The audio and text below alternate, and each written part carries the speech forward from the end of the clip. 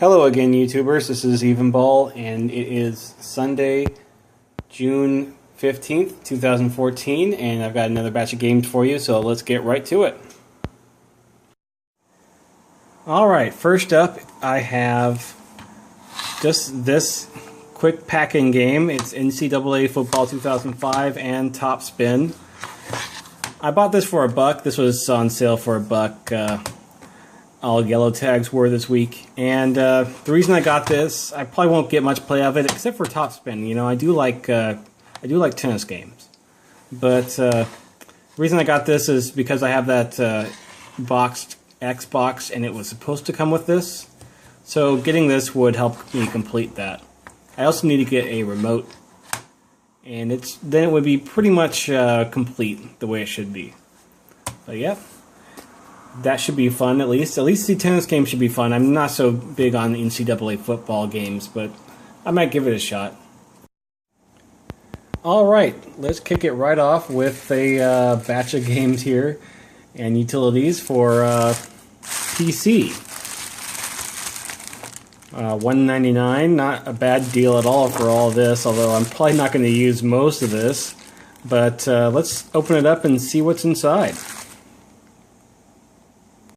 Well, that's all of them. There's quite a few games, and a lot of things I'm probably never going to ever use, ever. Including there's some encyclopedias here, and just all sorts of stuff that I'm never going to use on my computer. But there are some games I'm probably going to like, including Halo. I've played through the PC version of Halo before, and I enjoy it. Looks like the full thing, so that's worth the $2 right there as far as I'm concerned. And Pac-Man Adventures in Time is kind of a fun looking game, so I'm definitely going to be on that. And I don't know, maybe Oregon Trail 2. Pong on CD-ROM, I don't know, but I'll take a look. Other than that, yeah, most of this probably doesn't look all that great. I just have one single disc of this. I don't have the whole thing, so I probably won't be able to play it. But yeah, you know, for $2 you really can't go wrong. I'll just get rid of or sell all the rest that I don't need. I'll probably make back the $2 that I got. I don't know what the deal is with these extreme sports from Taco Bell.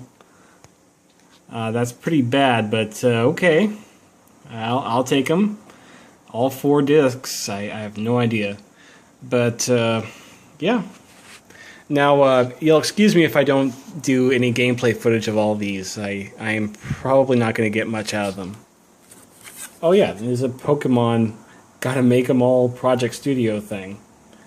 I'll have to see what that's all about. Okay, at the same time I've got that pack, I also got this pack, and these are PS1 and PS2 games. For $5, I'd probably say that's about right for these, but let's open it up and see what we got. Alright, I've got all those out on the bench here, and, well, the desk, not bench. And let's see what we got here. I have 4 racing games. ATV Quad Power Racing, Midnight Club 3 Dub Edition, which is terribly scratched. Terribly scratched on the bottom and the top. You can't really see it on the top, but it's pretty bad.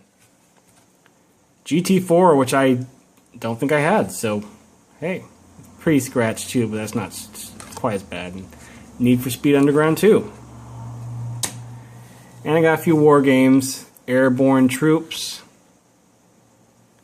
and SOCOM 2, then NCAA 06, Major League Baseball 2K7, and a few other games here, King Kong and Gauntlet Dark Legacy. So I'll probably get about $5 worth of fun out of this. And they're mostly games I didn't already have, so I'll just put them in a CD wallet and call it a day there. Alright, I've got some PlayStation games here, so let's start off with Gex.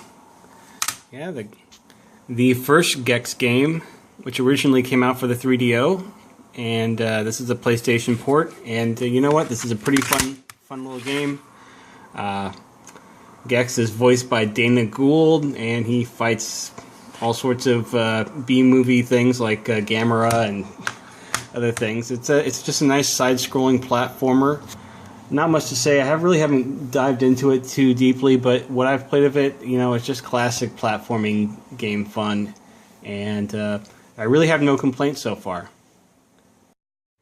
Alright, the next game I've got here is Syphon Filter. And I've never played a Syphon Filter game before. You know, it's fun. It's spy stuff. You run around and aim at enemies. It's a little bit cumbersome. You could kind of tell it's an early PlayStation game. It's just got that. It's just not quite as polished as later games would be, but it is still fun, and I can see why it was such a popular entry early in the system's lifespan.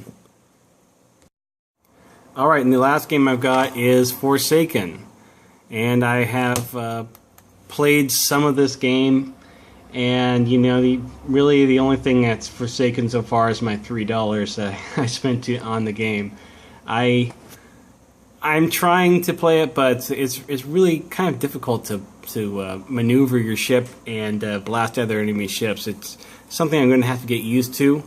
At least the game runs at a nice frame rate, and it doesn't look too terrible. It's just really hard to control. But that's the way a lot of early PlayStation games were sometimes. Anyways, let's move right along. Alright, so I walked into another Value Village, and I saw nothing but sports games from EA.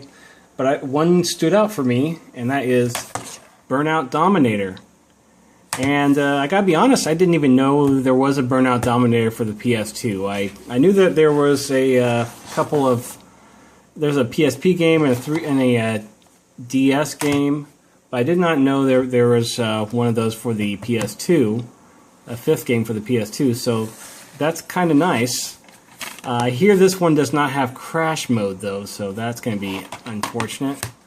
But yeah, I will be playing this. I love the Burnout games. I played the first 3 all the way to their ending credits, so I will be playing this quite a bit.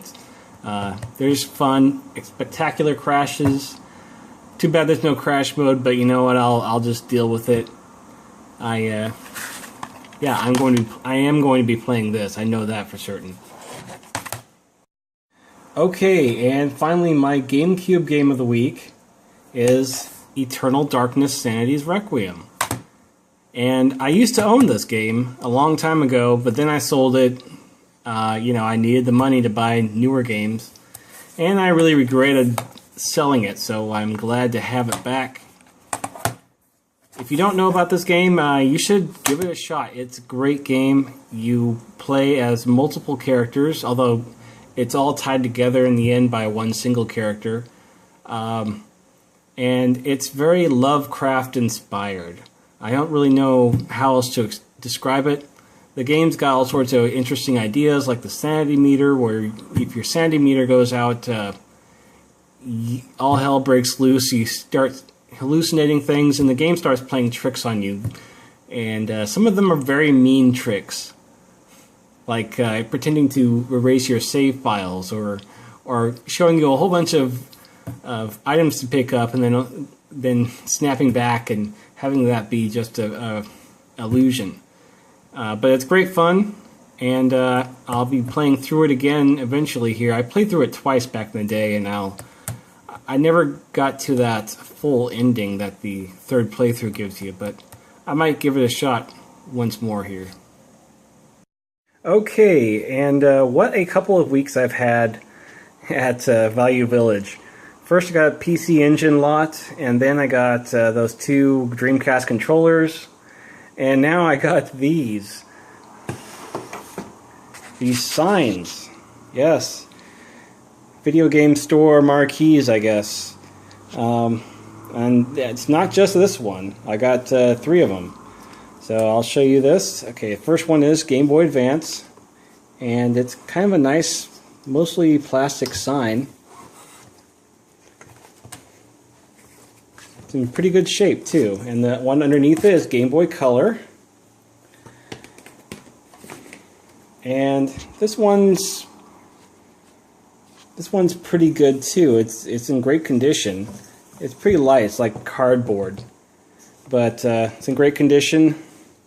And the last one is really good, cool. Nintendo Gamecube, and it is kind of in 3D there.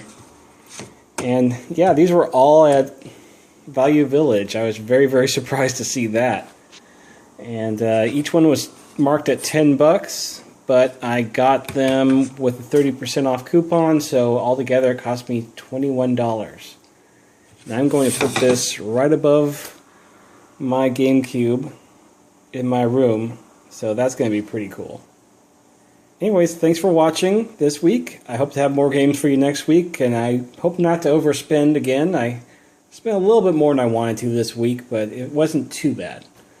Anyways, thanks for watching, and I'll be back.